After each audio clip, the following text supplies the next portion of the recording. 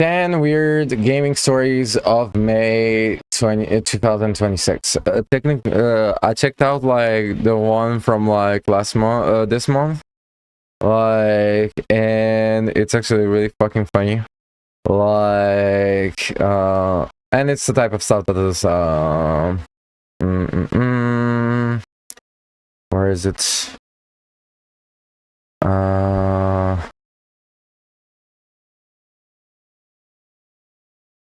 Whatever.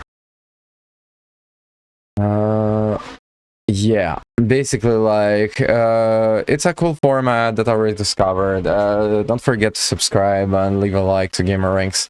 Check this out. It's really light. It's really fun.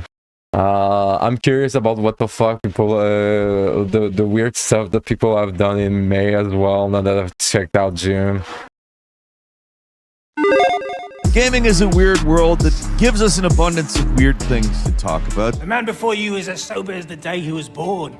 You are still drinking. This is goat's milk. It is brown. It was an ugly goat. So every month, we gather them up, sort through them, find the little nuggets, little gold chunks, and put them together in a video, and this is that video. Hi folks, it's Falcon. Join the 1% Club. Get the unhinged stuff weekly. We're going to talk about the weird gaming stories of May 2026. Let's go. Number 10, Hasbro. Let's check it out. A company that owns enough beloved childhood IP to kill a moose. Granted, I'm making some assumptions about how much childhood IP it would take to kill a moose, but yeah, they own a lot. Hasbro gets it. They understand what you need to do to be a successful game company, which is to listen to market research and make games that people will actually want, i.e., full experiences that you purchase with a beginning, middle, and end rather than live services, and they're doing it. Which is, unfortunately, in 2026, quite weird. Now, hopefully that tide is changing, but here's what Hasbro's doing.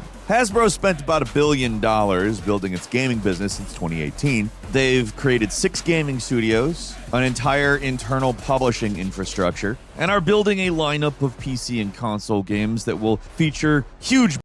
It is the right choice, technically, because live service, like, I don't know why the fuck people fall into the trap of, like, live service is easy money. The game looks bad if your live service is off no matter what. So, technically, that's the first thing. And secondly, like, you give yourself, like, a job, because, like, it's not DLCs, it's not, like, cosmetics and stuff. And live service is... a fucking like is a fucking hole that you cannot fucking fill easily. And I think that like it's a really great decision that some people actually understood that, and they understood that like a great game, think about Skyrim, it's still sold out today and people still cannot fucking get over it, compared to, I don't know, like a lot of like Call of Duty games. Like Call of Duty is a different example, but like technically there is like I don't fucking know, but like it's really true. Like the live service like is becoming ridiculous. It calmed down now, but like god fucking damn it, people don't understand how fucking to try to fucking scam people thinking they make easy money and they make their whole fucking like publisher studio and look fucking stupid when they do that. Because if the live service doesn't fucking work because like there's no one fucking playing the game, then you look fucking stupid, you know? Brands, Dungeons and Dragons, Magic, Transformers. Well, technically, like if you choose like he actually said, like no live service, you release a game, maybe you add some DLCs, and it's money forever. If it's a good game, people will fucking buy it. Like, and it doesn't fucking take it to be a fucking Zelda to achieve the status, right? And a near endless number of other IPs that they either own or own the license to. Let me repeat to you exactly what CEO Chris Cox said. If you invest a fair amount of money and give a fair amount of time to a talented team to do a more traditional game, you probably won't make billions of dollars, but your chances of at least making your money back is much, much higher. There's always... Completely true. Completely true. This is like real actually like without like all the nonsense pretending that like people fucking know what the fuck they're doing type of is going advice. to be demand for good games that deliver a nice 40 to 50 hours worth of content at a set, fair price. I swear to God, it sounds like he's been consulting with the Falcon Show crew. Now, none of us are business people, and he hasn't been consulting with the Falcon Show crew, but this man understands something that it seems like not enough people understand. You don't have to make all the money, and trying to make all the money often results in you losing all the money. Because trying to make a successful live service game is essentially like playing the lottery. The amount of times you will lose. Yeah, like it's more of a fucking like gambling, like fucking blocks in video game for the publisher technically, now that you mentioned it, than it is for the players, because like abandoning an IP is really fucking easy if the game is fucking awful and move on. But yeah, I actually didn't thought about like the fact that like I always hated live service games. I'm like, good on them, good on someone to fucking tell me that like it's complete like they fucking fail each time for the same reason, and it's actually like the dumbest thing you could do unless you're really fucking understanding what you're doing. Outstrips the amount of times you will win by orders of magnitude. Now, I'm hoping that this kind of thing becomes the trend and people start realizing that if you do good work, that it won't screw you, at least at the AAA level. If you're talking about having tons of money to market your game, yeah. Speaking of having tons of marketing money, we don't. I mean, at least as far as I know, we don't. That's why we rely on subscriptions and people enabling notifications. We know you're getting blasted with tons of stuff on the YouTube homepage, shorts being one of the bigger things. Best way to see what we're uploading every single day is enabling subscriptions, and we thank you a ton for doing so. Let's get back to the video. At number 9, I guess Xbox really isn't trying in Japan, although I don't know how weird that is. Maybe the weird part is just how honest this one guy was talking about it. A developer connected to Sakuna of Rice and Ruin was asked about supporting the Xbox platform, and he said something that basically totals in, we like Xbox, but they barely sell it here. It's not stocked in major retail stores in Japan, so we don't really work on it. I mean, it's not weird that Japanese developers aren't really making a lot of Xbox stuff, but like, if you follow what this guy is saying, he eventually gets to basically saying, configuring the UI. Oh, that's actually really nice. I got like I need to watch a couple do some React, and then I'll fucking join. Welcome back, Tarek. The people on his team have a sentimental attachment to Xbox. They like emotionally like Xbox, but commercially, it doesn't make sense for them to put their limited manpower into it. It's not even mean. Like, he's not dumping on Xbox. He's clearly fond of it. But a small studio saying we do not have the resources to support a platform with tiny local demand. I mean, it makes sense. Xbox fans ask why certain Japanese games skip the platform, and this is probably the answer. Localizing it and putting it on a platform that... So I don't have subscription. Not sure if I have enough. Just configuring the UI and our level character. Oh. Well, can I help you with that? I can give you a sub. I can give you my Prime sub if you want. Like, they don't really benefit from locally, that's all I can do. Where most of their business is I'm going broke to be. as fuck as well. It doesn't make sense, even though, yes, there is the possibility. Well, let me let me actually like fucking like do the thing, because technically I don't use it anyway. So where is it?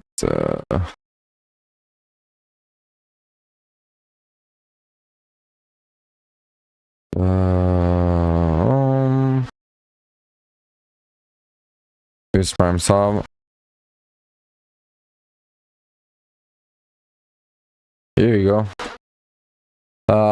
Yeah, no, but technically I don't use my Prime sub, so take it. I don't care. That you could have a big crossover hit. It's not like the demand for Xbox in its own market is at an all-time high right now either. At number 8, I'm going to keep the bad times rolling a little bit. An 81-year-old Minecraft-playing grandma who was raising money That's for cool. her grandson's cancer Damn, by what the streaming fuck? was swatted during the cancer fundraiser. If you're unfamiliar with what Oh. swatting That's so fucking mean. Come on, like this is the part where I'm like, I cannot fucking believe it. Like, usually the swatting are like for people that like fucking do stupid stuff, or like somehow are like, you know what? It's not the end of the world, but like for real on this one, it's really not cool. is basically a form of harassment where you make a hoax call to an emergency service and falsely report a severe incident like an active shooter or a bomb threat to trick law enforcement. Now, this is a felony. If you get caught doing this, there's severe consequences for it. You can go to prison, you can pay very large fines. Basically, it's a real asshole move that, I mean, it sucks when people do it to just random streamers doing a stream for no reason, but to do it to an 81-year-old grandma who is raising money for her grandson's cancer, ooh boy, is it Yes. bad. Thankfully, she is Not okay. cool. I mean, after the situation resolved, At least like the fucking like PR that they got from because like it made the news, right? It became kind of viral. At least they'll make more money because technically being swatted will give them more visibility. So at least there's that, you know. went back to streaming, and I think Grandma Crackers deserves all the support she could possibly have for trying to do something good and also doing it in a way that brings different generations together. Screw the jerk who did this.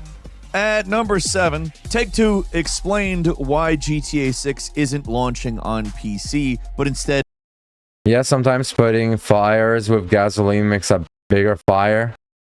Yeah, it's actually true. Yeah, it's on the two current gen consoles, Xbox Series and PlayStation 5, and it's kind of blunt. In certain ways, it's particularly honest, and to some extent, I appreciate that. But what's weird is people seem shocked by it. Strauss Zelnick, whom has been around since God knows how long, basically said they want to serve the core audience first, and the core audience is on consoles, which isn't wrong. I mean, it's what they've done for like all of their games for quite a while. They release them on console, they make all of the money there, and then they release it on PC and they make all of the money there. They're the only company that can make all of the money all of the time. And that's a position that one could easily get cocky from and just dump it onto every platform day one. But instead, they are actually thinking about where their effort is best served in terms of their position as a company. technically, as stupid as it is, like GTA 5 will be so demanding on a fucking PC that like like it doesn't even make so much sense, because like the fucking PC that can fucking run GTA 6, pretty sure like you're better off just fucking buying a PlayStation either way. Like I'm buying a PlayStation just for GTA 6 for other purposes as well, but like because like fuck even trying on PC. I'm so fucking done. In order to, I mean, it sounds like And I will not fucking like buy myself a second PC just for OBS to run on it. No fucking way. Rockstar has unlimited resources, but it's made up of people just like any other company, and therefore isn't a company of unlimited resources. People have to sleep, people have If they keep their pattern, yes, GTA 6 will be released 1 year after releasing for consoles. Yeah, technically I don't care. I care about like trying to fucking get myself a PS5. It's still 600 euros. Oh my fucking god. I'll buy it anyway because like there's a lot there. Like the PS5 is like a good investment. Like I got myself like a fucking video card, and like I have my fucking Switch, right? But like the Switch is not enough for as an investment. Like there's not enough games to play. to spend time with their families. People have to do things other than make the game for every platform at all hours of the day. I get it. I don't even necessarily think it's a bad thing. I would prefer to play it on PC, of course. That's where I play my games at this point. So unfortunately, that's not going to be where I'm able to play Grand Theft Auto 6 if I want to play it when it comes out. But also, I get it. I know eventually I'll be playing it on PC, and I guess they're aware that I will buy it twice, so shame on us for not expecting it, I guess. And number 6, Sony filed their fiscal year 2025 financial materials and Okay. reported an additional $560 million loss in relation to the Bungie acquisition, which totals the Bungie-related impairment losses at about $765 million. This is essentially saying that they overpaid for Bungie by $765 million. I am going to say I'm actually surprised that it's not higher. Under no circumstances is Bungie worth roughly the same amount of money as Star Wars. And while that $765 million, I think, does take it out of that range, it puts us in the area of 2.8 to 2.9 billion. Yeah, but technically they overpaid the people from Bungie to buy it, so good news for them. Like, got overvaluated. Technically, Bungie deserve to be overvaluated. $1 billion in valuation. I don't think it's worth that much money either. Now, I'm just going to go ahead and say that this is exactly why that Hasbro story qualifies as weird. The gaming industry has spent the last God knows how long convincing itself that live service is the infinite money cheat code, and now one of the biggest platform holders on Earth is taking huge write-downs because the studio it bought, thinking that it was going to unlock more usage of the infinite money cheat code, is costing them money. To me, again, the weird part here is that it didn't cost them more. Like, I'm shocked that it's just $765 million they've written down. Also, that's a shocking amount of money to be like, yeah, that's not really a lot compared to how much you would think. I would think they'd be writing that down at least 1.5, like twice that much. And number 5, Ubisoft reported a record loss and said, great news, more losses are coming. According to Reuters, Ubisoft recorded a record 1.3 billion euro loss for fiscal year ending March 2026, with net bookings down 17.4%. Ubisoft also warned that the next fiscal year will probably bring lower sales and continued operating losses. Yeah, and they show like the Assassin's Creed like fucking pirate, that fucking game about like having a boat in Assassin's Creed or whatever that was completely failed. No fucking wonder. Like really do not understand how the fuck like some studios really think they can get away with like really like easily understandable bad game design, you know, like, and then not interesting game design. Like, maybe someday they'll learn, because like for real, like they try to fucking sell you some products. It's not even a game; it's a product, and on top of that, like the fucking thing doesn't look fun. It isn't. Totaling in about another $500 million in losses. So kind of the weird part here is not necessarily that Ubisoft had a bad year. A lot of companies, exactly like Ubisoft, are having bad year after bad year. What's weird is that they're like, no, we're going to have another year of it, and then we're going to stop. It's going to start making money after that. Now, I'm not saying they're wrong. They could be right, but I will give you their reasoning. They believe that they have a stronger release slate in the coming years, which, fair. I think they've kind of learned their lesson on at least a few things. The Assassin's Creed Black Flag remake looks like they understand what people want, but another reason they claim they'll be heading for financial solvency is more growth from online multiplayer and live service games. I don't think I need to explain why that just sounds very stupid at this point. Personally, I would think that with the amount of failure that live service causes, that is to say near universal failure, that a company which is operating at a 1.3 billion euro loss and will, according to them, next year operate at a $500 million loss, which is a lot better, but still a lot of money going down the Okay, I'm like completely lost in their fucking economics of like billion and $1 million, bro. Like I struggle to do my own finances, and I am really like a lost cause. So like this like, as much as like I started to understand right now, they talk about numbers, and really I have no fucking clue. Like, if you have a clue, sadly they don't bankrupt.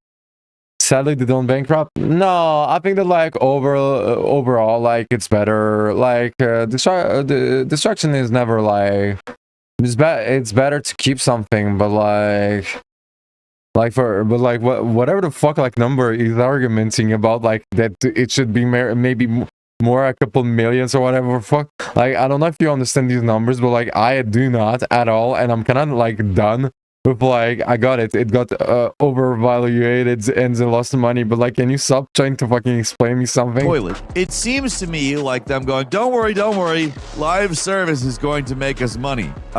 Would not be the line.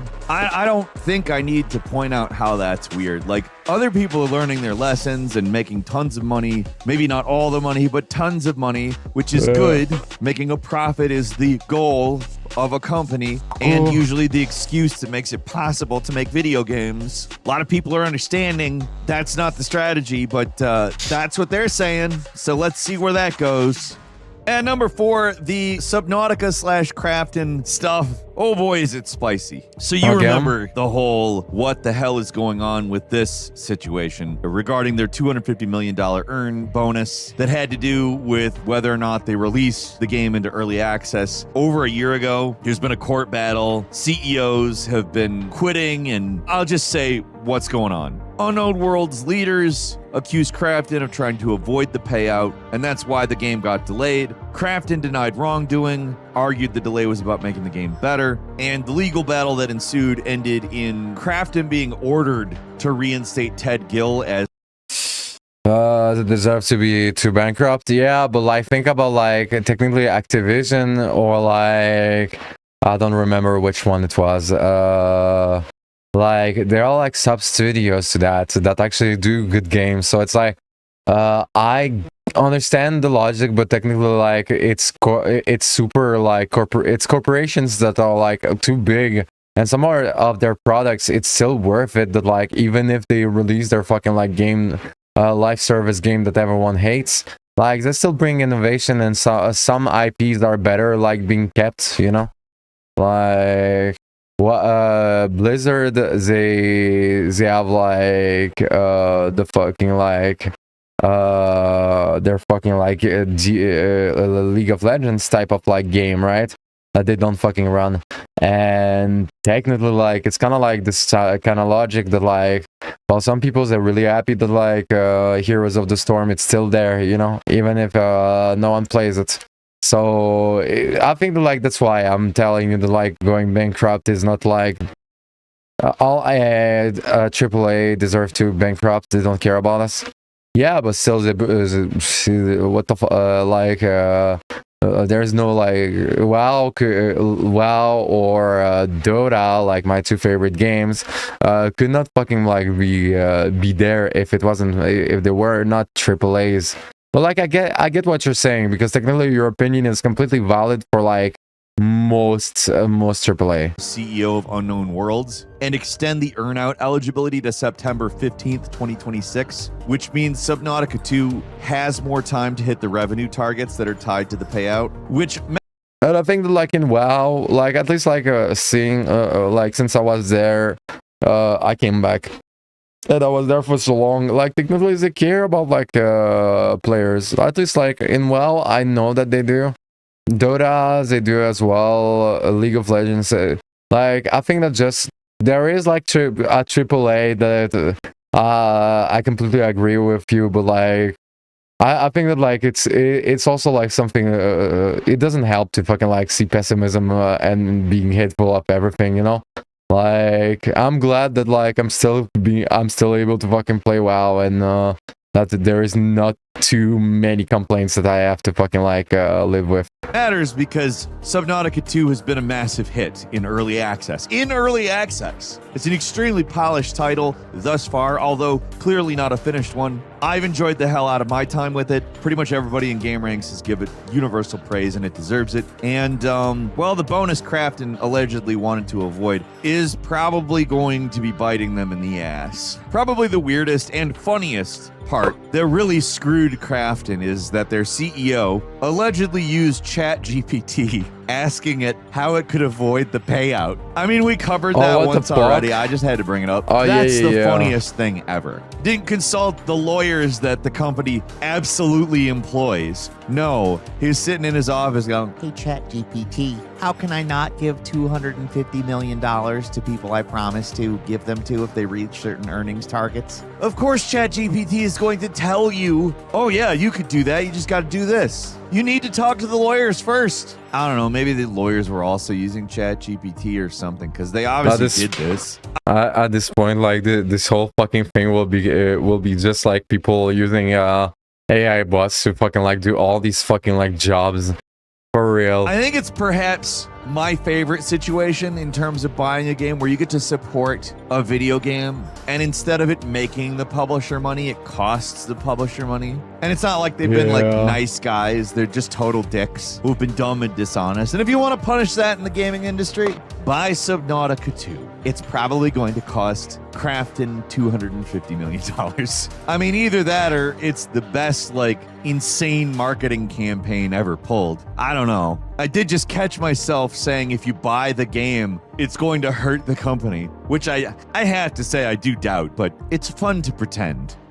At number 3, we have a survey suggesting that 62% of highly committed gaming players no longer buy full-price releases. This is another pretty big UC Berkeley study, which polled thousands of people, showing that consumers who experience multiple game launches, that is to say, more than one game launch, detect patterns. Now, they didn't necessarily get into the reasoning, as I am about to, but I think this is why people are beginning to refuse to buy at full price. Day one, the game launches like shit, and by the time they fix it, it's on sale. Video games are not just a child thing. A lot of adults play video games, and children who play video games are usually playing them on adults' dime. And by the time you are an adult, you have been around the block more than once. Frankly, the weird part about this is that all these publishers seem so shocked that if you reliably release the worst version of the game